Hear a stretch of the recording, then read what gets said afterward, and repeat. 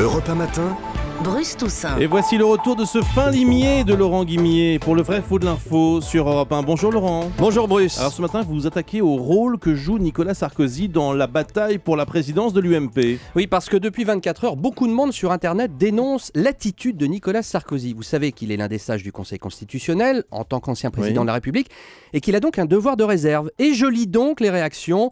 Il viole son devoir de réserve. Il doit démissionner. Dès hier matin, j'ai été interpellé moi-même sur Twitter par des internautes, Yann et Vaza par exemple, qui m'ont posé la question, carrément. Les socialistes s'emparent d'ailleurs du problème. Accusation du député Olivier Dussopt. Peut-on être membre du Conseil constitutionnel et intervenir dans la vie d'un parti ? Donc je résume ce qu'on lit sur les réseaux sociaux. En intervenant dans le conflit à l'UMP, le sage Nicolas Sarkozy se rend coupable d'un conflit d'intérêts. Alors vrai ou faux ? Eh bien c'est faux. Ça peut paraître étonnant, choquant même pour certains, mais à ce stade, Nicolas Sarkozy n'a pas du tout enfreint le règlement. Ce règlement, c'est un décret du 13 novembre 1959, article 2, je lis « Les membres du Conseil constitutionnel s'interdisent d'occuper au sein d'un parti tout poste de responsabilité ou de direction ». En l'occurrence, Sarkozy consulte, discute, il donne des conseils, son poids reste important, mais il n'occupe plus aucun poste, donc pas de problème. Oui, Nicolas Sarkozy n'a pas besoin d'occuper un poste à l'UMP pour être à la manœuvre. Ça peut être assimilé à une violation de son devoir de réserve. Là encore, le règlement est clair, les sages s'interdisent de prendre aucune position publique ou de consulter sur des dossiers susceptibles d'être abordés par le Conseil. Dit comme ça, on se dit Sarkozy a franchi la ligne jaune.